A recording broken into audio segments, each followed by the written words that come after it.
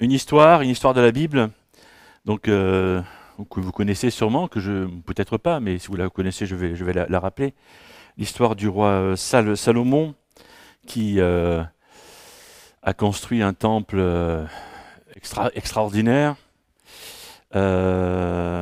certainement le temple le plus magnifique dédié à ce Dieu éternel que nous adorons encore.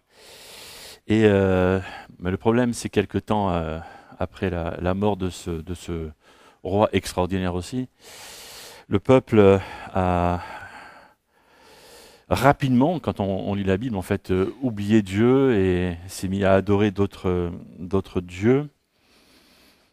Et quand on cherche un petit peu pourquoi, c'est tout simple en fait. Hein. Étant donné que c'était des faux dieux, donc c'est plus simple de mener un peu la vie qu'on veut avec des faux dieux. Bref, voilà. Et un jour, le vrai Dieu a permis que des étrangers babyloniens arrivent et envahissent le pays, et pire que ça, détruisent ce fameux temple extraordinaire. Et, euh, et puis le peuple a été amené en captivité. Et puis Dieu a suscité plusieurs prophètes, dont le prophète Agé, dont je vais parler pendant 3 semaines. Et le prophète Agé, grosso modo, on pourrait réduire les 2, 3 chapitres, il y en a 2 ou 3, je ne sais plus, en 2 mots. Il dit c'est maintenant. Ou on pourrait dire autrement, au boulot.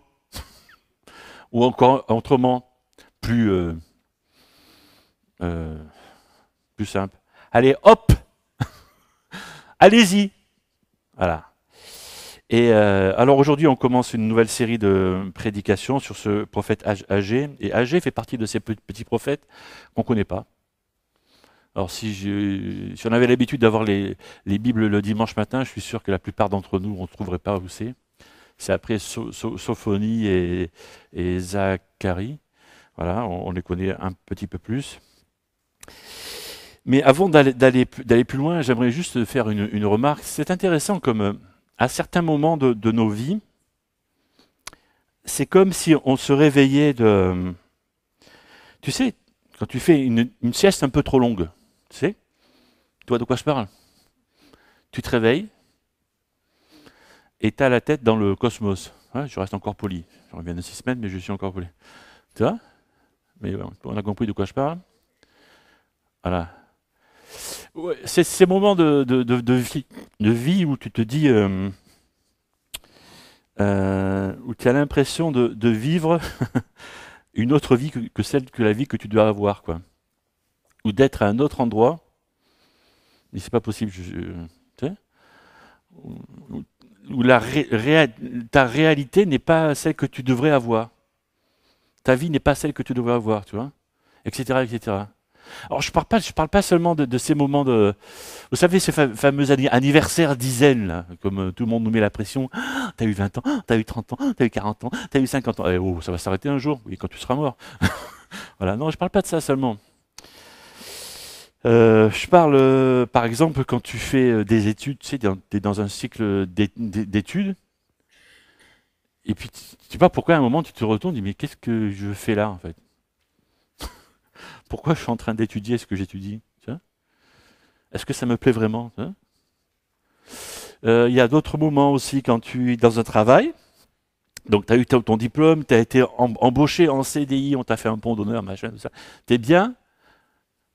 Et puis, au bout d'un moment, tu te dis, mais attends, je suis en train de travailler en dessous de mes capacités. Je peux faire beaucoup mieux que ça, tu vois.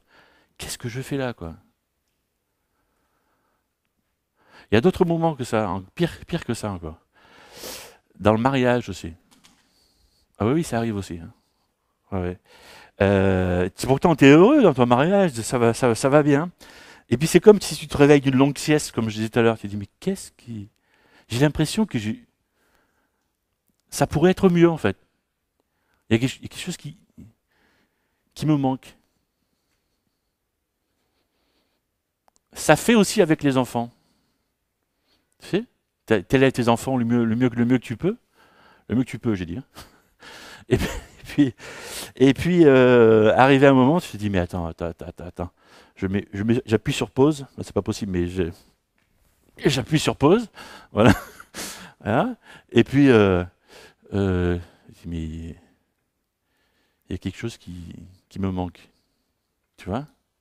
Alors, il y a certains qui choisissent, qui ont une bonne démarche. Ils disent, tiens, je vais chercher dans le religieux, si je trouve pas une solution, tu vois.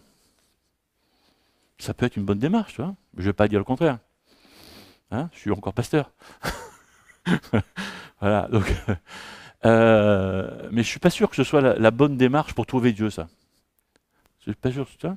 Mais bon, bref. Mais pourquoi pas? Mais le plus souvent, ça change pas vraiment la vie, ça. Tu vois? Parce qu'ils cherchent pas quelqu'un, ils cherchent quelque chose, un truc, pour changer leur vie. Donc je suis pas sûr que ça fonctionne vraiment, quoi. Mais je parle de ça parce que c'est exactement le contexte de vie des gens à qui le prophète Agé parlait. Ils en étaient là. Ça allait plutôt bien. Ça roulait plutôt bien, tu vois, par rapport à leurs parents et grands-parents. Mais il y avait un truc qui n'allait pas. Donc je reviens à mon contexte biblique où Salomon a fait construire le temple, le peuple s'est éloigné, et puis le temple a été détruit par les ennemis. Et c'était quand même terrible, hein, parce que c'est comme si l'identité même du peuple avait été détruite. Et puis les gens ont été amenés en exil. Ça a duré entre 50 ans et 70 ans. Il y a eu plusieurs vagues. Voilà. Mais justement, cet exil, mettons 70 ans, entre 50 et 70 ans, si tu es parti en exil de ton pays, mettons tu avais 20 ans.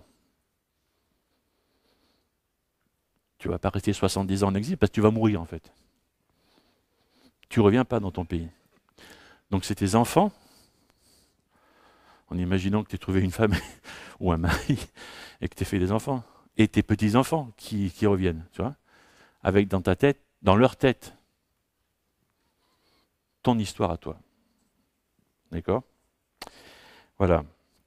Et on leur dit, voilà, vous pouvez revenir chez vous pour reconstruire, pas seulement votre ville, mais le temple de votre Dieu. Voilà ce qui a été la mission de ces 50 000 personnes. 50 000 quand même. C'est quand même pas mal. Et le peuple-là est revenu, a commencé à reconstruire les fondations du temple, a commencé même à faire des sacrifices en remettant en place l'autel, etc. Parce que c'était le moment. C'est le moment.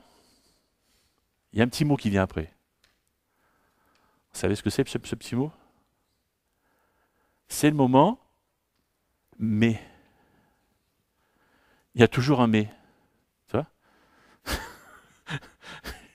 Tu sais, dans tes engrenages de boîte de vitesse, là, il y a toujours un truc qui se met dedans. Voilà. Mais, ben oui, parce que ces gens-là étaient partis pendant 50 ans, 60 ans, 70 ans, et une terre ne reste jamais vide, en fait. Il y a des gens qui s'installent, hein. Et ces gens qui s'installent n'étaient pas contents de voir revenir ceux qui habitaient là avant. Et donc, ils ont trouvé de l'opposition, et ils ont arrêté de construire la maison de Dieu. Mais ils ne sont pas restés inactifs. Ils ont construit quoi? Est-ce que vous vous souvenez de l'histoire? Quoi? Oui, et justement, dans les murailles, ils ont construit quoi? Quoi? Leur maison. Alors, ça a duré 14 ans, cette époque, à la louche, quoi. Ok. Et le truc, c'est qu'ils se sont construits de belles maisons. Pas des cabanes, hein.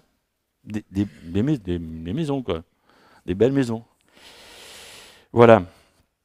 Et Dieu envoie son prophète Agé pour parler à ce peuple-là, qui, au lieu de construire la maison de Dieu, se construit leur propre maison. Mon premier point, c'est rester actif face à l'opposition. Agé chapitre 1er, verset 2. Agé annonça donc de la part du Seigneur, « Voici ce que déclare le Seigneur de l'univers.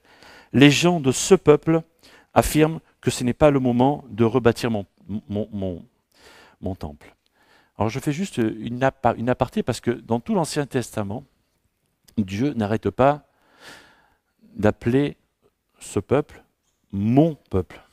Mon peuple. C'est mon peuple. C'est mon peuple. C'est mon peuple. Et là, c'est ce peuple. Ça ressemble à... Tu vois? Ça ressemble à ça. À un reproche. Ça ressemble à qu'est-ce que vous faites là? Ce peuple, c'est son peuple. Mais sur ce coup-là, entre guillemets, dans cette affaire-là, il ne se comporte pas comme son peuple.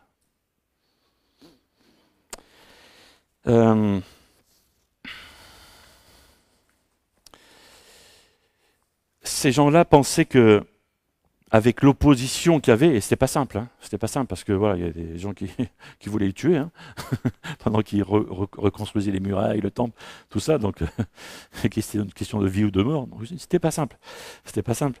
Et quand on regarde ce qui se passe pour nous,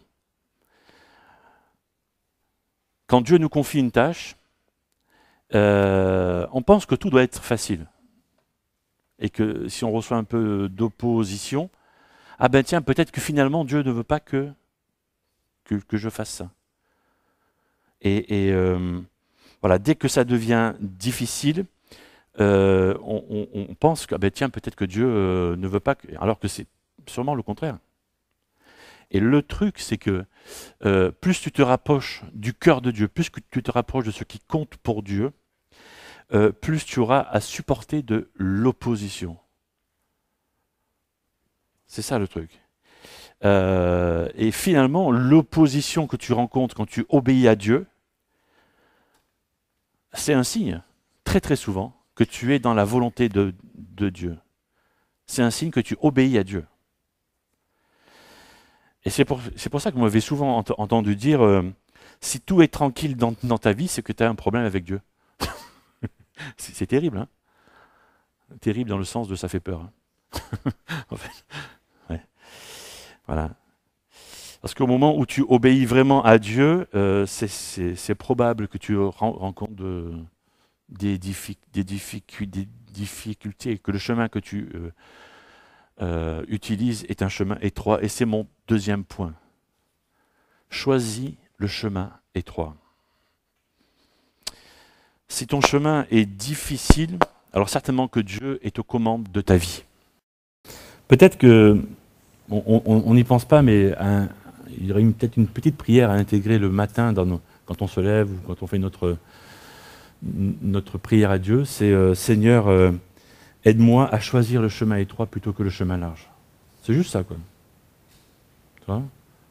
Et parce que c'est trop facile de se concentrer sur soi-même plutôt que sur Dieu. C'est naturel, en fait. C'est naturel. Hein. Et c'est le premier choix pour nous, ça, toujours. On va toujours aller vers nous plutôt que vers Dieu. Voilà. Donc, Seigneur, aide-moi à choisir le chemin étroit plutôt que le chemin facile. J'aimerais, en forme de troisième point, poser une question. Qu'est-ce que c'est que le Seigneur t'a demandé de faire un jour, tu as commencé à le faire et tu n'as pas fini? Est-ce qu'il existe une tâche inachevée dans ta vie? Tu vois, quelque chose que le Seigneur t'a demandé de faire, tu as essayé, Et puis il y a eu des difficultés. Voilà, les piles de ton micro sont tombées en panne. Et puis tu as arrêté de prêcher. Tu vois? Non. Tu vois? Ou alors tu devais... le Seigneur t'avait dit, ou t'avait fait comprendre, tiens, c'est le moment de parler à ton voisin. C'est le moment de l'inviter à l'église. Ça, pour vous rappeler le défi que je vous ai lancé il y a quelques temps. D'accord? Et puis tu as commencé à le faire. Et puis le jour J où tu étais décidé, tu as commencé, puis finalement la discussion a tourné vers la politique ou vers la météo, tu vois, il y a des trucs très faciles, quoi. Tu vois? C'est quoi la tâche inachevée? Ce que le Seigneur t'a demandé de faire et que tu n'as pas fait. Garde ça en tête pour la suite. Parce que le Seigneur te dit, c'est maintenant. Il est temps. Les versets 3 à 5 de Agé, chapitre 1er, dit « Est-ce que c'est le moment d'habiter dans vos maisons bien décorées pendant que mon temple est un tas de pierres? Maintenant, je vous le demande, moi, le Seigneur de l'univers, réfléchissez à ce que vous faites. Réfléchissez à ce que vous faites. » Il s'adressait à des personnes ou des enfants, ou des petits-enfants qui étaient partis en exil à cause de leur désobéissance, à cause de la désobéissance de leur père ou de leur grand-père.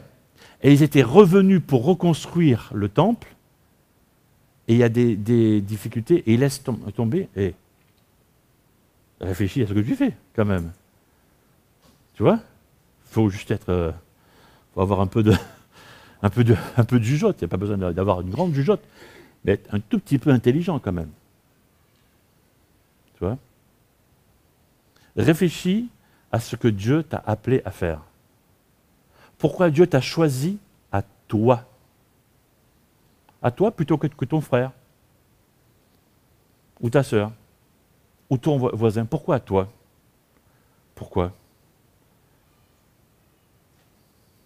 Moi je ne sais pas, mais toi tu le sais peut-être. Parce que je suis comme ceci ou comme cela, parce que j'arrive mieux à avoir de contact avec telle ou telle personne, ben vas-y. Qu'est-ce que tu attends? C'est difficile? Oui. Qui a dit que c'était facile? Tu vois? Réfléchissez à ce que vous faites. Et certains commentateurs bibliques expliquent que les maisons que ces gens-là s'étaient construites pendant ces 14 années étaient vraiment très très luxueuses, quoi. Et voilà, et c'était construit vraiment de très très belles maisons, quoi. Voilà, et voilà, au lieu de penser à Dieu, voilà, ils pensaient à eux. Bien sûr, une fois que la porte est fermée, tu fais ce que tu veux chez toi, quoi. Et tu gênes pas trop le voisin. Réfléchis à ce que tu fais. Réfléchissez à ce que vous faites. C'est une question de priorité, et c'est mon quatrième point. Quelles sont tes priorités? Est-ce que ton confort passe avant... Je ne dis pas avant Dieu ici. Je dis avant l'appel de Dieu. C'est-à-dire, est-ce que ton confort passe avant la mission que Dieu t'a confiée à toi? Quand je dis mission, ça ne veut pas dire partir au bout du monde, ça ne veut pas dire devenir prédicateur. Non, c'est simplement le job, petit ou grand, que Dieu t'a confié à toi. Quelle est ta priorité? Dieu veut que nous choisissions le chemin le plus étroit plutôt que le chemin large. Et c'est le moment. Le verset 6, là, me fait peur, en fait. Me fait peur parce que je me rends compte que les hommes ne changent pas. Le texte a 2500, pratiquement 30 ans, à la louche, quoi. Et quand on lit ce qui est écrit là au verset 6, ça pourrait être écrit maintenant, quoi. Vous avez semé beaucoup, mais vous récoltez peu. Vous mangez, mais pas à votre faim. Vous buvez, mais pas autant que vous voulez. Vous portez des vêtements, mais vous avez froid. Vous gagnez votre vie, mais votre argent va dans un sac troué. Ils sont insatisfaits. Ça ressemble beaucoup à tout ce qu'on peut-être à nous d'ailleurs, hein, ou aux gens qui sont autour de nous. Hein, ça pourrait être écrit maintenant. Voilà. Ça veut dire tu travailles toujours, mais il te manque un truc, tu passes ta vie à développer une carrière, c'est ce que je disais au début, mais il te manque comme quelque chose. Tu amasses plein de choses, mais il te manque toujours le dernier truc à la mode. Tu te divertis, tu vas au cinéma, tu fais des tas de choses, mais il y a toujours encore un truc nouveau à faire. Tu te sens même malade, puis tu vas voir ton médecin, mais les médecins ne trouvent plus rien, quoi. Tu es en bonne santé. Ok, c'est bon. Maintenant, réfléchis à ce que tu fais. Réfléchis à quelle est ta mission. Alors quoi? Et c'est mon 5e point. Ben, simplement, et le mot simple est un peu important pour moi, simplement se mettre à l'œuvre pour Dieu. Simplement parce que les versets 7 et 8 sont simples. Il y a de la difficulté, je vais vous montrer ça, mais c'est simple. Je vous le dis encore, moi le Seigneur de l'univers, et il répète là, réfléchissez à ce que vous faites, ok? Montez sur les collines, rapportez du bois et construisez mon temple. Alors cela me plaira, j'en recevrai de la gloire, je le dis, moi le Seigneur. Ok. Voilà le plan, en 3 points. C'est simple. 1, 2, 3. Tu sais compter jusqu'à 3, tu peux faire. C'est simple. Monter sur la colline, couper du bois, construire le temple. C'est facile. Non, c'est pas facile. C'est simple. Mais c'est pas facile. Mais c'est simple. Voilà. Parce que ça demande toujours un effort. Ça dépend de la colline, en fait. Hein. Ça commence là. D'accord? Il y a colline et colline. Moi, je peux vous amener dans des collines dans le sud de la France. Voilà. C'est des montagnes, en fait. Hein. D'accord. Et moi, je serais plus capable de monter sur la colline, hein, avec le surpoids que j'ai. C'est pas possible, quoi. Ok. Couper du bois. D'accord? Ceux qui font du bois, maintenant je sais. Voilà. Bon, quand tu coupes du bois, petit sapin de Noël, c'est rigolo, quoi. Bon, pour chauffer une maison, c'est déjà bien. Pour construire un temple, voilà. Hein. D'accord? Il n'y a pas seulement que les poutres, hein. Il y a les planches, machin, tout ça à faire. D'accord? Couper du bois. Voilà. Et construire, pas une maison, le temple. De qui? De l'Éternel. Voilà. Je vous dis, hein, c'est simple, mais c'est pas facile. En fait, Dieu ne ment jamais, et je le dis souvent, hein, il cache jamais les difficultés. Jamais. Les choses sont simples, mais il y a des difficultés, sur le chemin, il y a des cailloux, il y a des ronces, il y a tout ça, quoi. Bien sûr. Choisir le chemin étroit plutôt que le large. Alors, 3 étapes, alors je sais. Certains auraient préféré 7 étapes. Parce que 7, c'est un beau chiffre, tu vois, c'est le chiffre du Seigneur. C'est magnifique. Mais peut-être qu'il y a 7 étapes. Mais peut-être qu'il y en a 4 autres. Mais pour l'instant, le Seigneur t'en donne 3. Tu vois? Peut-être qu'il y a 14 étapes. Peut-être qu'il y en a 28 aussi. On peut faire comme ça tous les multiples. Hein, si tu veux. Ça va? Je ne sais pas. Ça commence avec 3. Voilà. Et voilà, Dieu fait souvent ça. Notre problème, c'est qu'on a besoin avant de se mettre en marche, tu vois, on s'assoit, bon, Seigneur, bien, assieds-toi, on discute. Hein. Bon, tu veux que j'aille dans ce sens? Ok. Allez, ton plan, c'est quoi? Ok. Après, l'étape 3, l'étape 4, c'est quoi? Bon, ok. Qui c'est qui commande? Qui c'est le chef? Ok. L'équipe, c'est qui? Bon, tu me demandes de travailler, c'est quoi les outils? Ça va coûter combien? Ok. Je vais payer des impôts? Ah, je construis le temple? D'accord. Si je construis le temple, parce que ça va me coûter, moi. Hein. Je vais passer du temps, de l'argent, tout ça, de la sueur. Je veux qu'il y ait mon nom inscrit sur une poutre, quand même. Hein. Bon, je vais un peu loin, tu vois. Mais on est capable d'attendre beaucoup de détails avant de faire le premier pas. Il faut y aller. Il faut y aller. C'est le moment. C'est le moment. Montez vers la montagne, abattez le bois, commencez à construire. Ou continuez à construire. C'est ça, marcher par l'esprit. Marcher par l'esprit, c'est ça.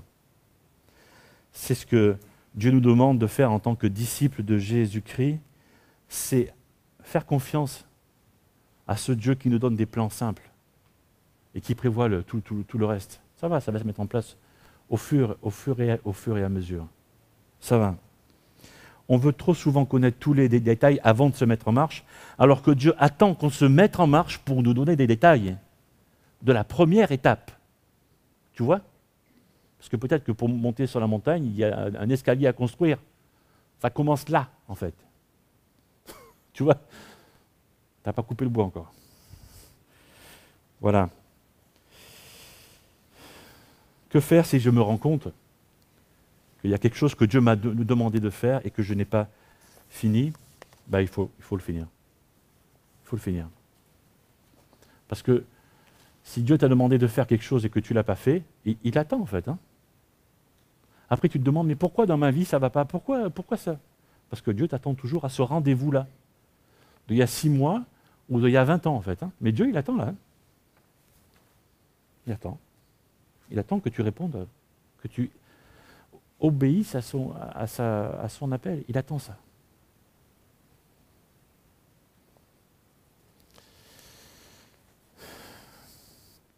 Honnêtement, Dieu attend qu'on soit fidèle et moi c'est ce que je fais là aujourd'hui devant vous. Je reviens après une pause de plusieurs semaines. J'ai toujours pensé que j'étais un homme simple. Un garçon, avant je disais garçon, maintenant je dis homme, parce que je me sens un peu plus vieux. Simple, mais au service d'un très très grand Dieu. Quand j'étais plus jeune, je souffrais de cette simplicité. J'avais des complexes, et puis Dieu m'a fait comprendre que cette simplicité pouvait lui être utile. Ok, ça marche. Parce que je suis pleinement conscient que Dieu est... Il est simple quand il faut être simple, il est compliqué quand il faut être compliqué. Dieu est tout ça, quoi. Dieu sait tout, voit tout, ça va. Donc moi, je peux rester tranquille à ma place, quoi. Tu vois? Et je sais que je peux compter sur lui. Évidemment que je reste un être humain avec beaucoup de défauts, mais comme nous tous. Voilà. Ça va. Ça va. Et je me laisse atteindre aussi par les blessures des relations humaines. Comme nous tous. Ça va. Ah, je suis tranquille. Alors j'avais besoin de faire la pause et de penser à autre chose et de bricoler. Et pendant ce temps de pause, Dieu m'a rappelé son appel, sa mission qu'il m'a confiée de conduire son Église sur le chemin très très étroit de ce petit pays ici. Là. Et il est vraiment très très étroit ce chemin. Il est plein de cailloux, de ronces, de barbelés rouillés, etc. Hein? Vous voyez, il y a tout ça, quoi. Et le Seigneur m'a rappelé de continuer, de monter sur la montagne, de couper du bois, de construire sa maison. Moi, je comprends ça. C'est simple pour moi. Ouais, c'est facile à comprendre. C'est facile à comprendre, tu vois? Bien sûr. Une mission simple pour un garçon simple. C'est bien. Alors cette semaine, je reviens, fidèle à Dieu, simplement fidèle à Dieu. Alors, je n'ai pas toutes les réponses, hein. Je n'ai pas toutes les solutions, mais je sais que lui, il a tout ça. Et ça me va. Ça me suffit. Je sais que je vais rencontrer des difficultés, puisque le chemin reste toujours étroit. Ça. Mais je sais que je ne suis pas seul parce que Dieu est là, et puis que je ne suis pas seul parce qu'il y a des personnes qui sont avec moi. Et c'est là que tu devrais dire, voilà, bien sûr. Choisir le chemin étroit plutôt que le large. J'aimerais avoir un temps de recueillement et de prière maintenant. Seigneur, merci parce que tu restes avec nous. Seigneur, merci parce que tu nous rappelles peut-être qu'il y a quelque chose qu'on n'a pas terminé de faire, une mission que tu nous as confiée, un appel que tu nous as lancé il y a quelques mois, il y a quelques années, et que tu replaces devant nous ce matin. Peut-être que l'un ou l'autre est en train de te demander un pardon parce que voilà, il a laissé tomber ça ou elle a laissé tomber ça. Et Seigneur, peut-être que l'un ou l'autre est en train de se réengager dans cet appel, dans cette mission. Merci Seigneur parce que tu nous relèves, merci parce que tu nous pardonnes, merci parce que tu prends en compte nos engagements aussi. Et merci parce que tu nous aides aussi à prendre conscience de nos erreurs, de nos oublis, de nos faiblesses. Tu nous fais réfléchir, c'est ça. Tu nous aides à réfléchir à notre condition, tu nous aides à réfléchir à qui tu es toi, à ce grand Dieu, et à pouvoir se remettre en marche, monter sur cette montagne, couper du bois et construire ta maison. Construire ta maison, c'est évidemment construire l'église locale, mais c'est aussi construire ton royaume là où nous nous trouvons. Et merci pour ça, Seigneur. J'aimerais vraiment te dire combien nous voulons nous appuyer sur toi seul, Seigneur Jésus, parce que toi, tu as toutes les réponses, toutes les solutions à tous nos problèmes. Et évidemment que le chemin que nous empruntons est difficile, compliqué, tortueux, tordu, étroit, et on se blesse et on a mal. Mais si tu permets ça, c'est parce que tu veux te montrer présent. C'est parce que tu veux nous montrer ton amour, tu veux nous montrer tes miracles, tu veux nous relever, tu veux nous soigner, tu veux nous faire du bien. Et Seigneur, voilà, c'est pour nous montrer simplement combien tu nous aimes. Que toute la gloire te revienne, Seigneur Jésus. Amen.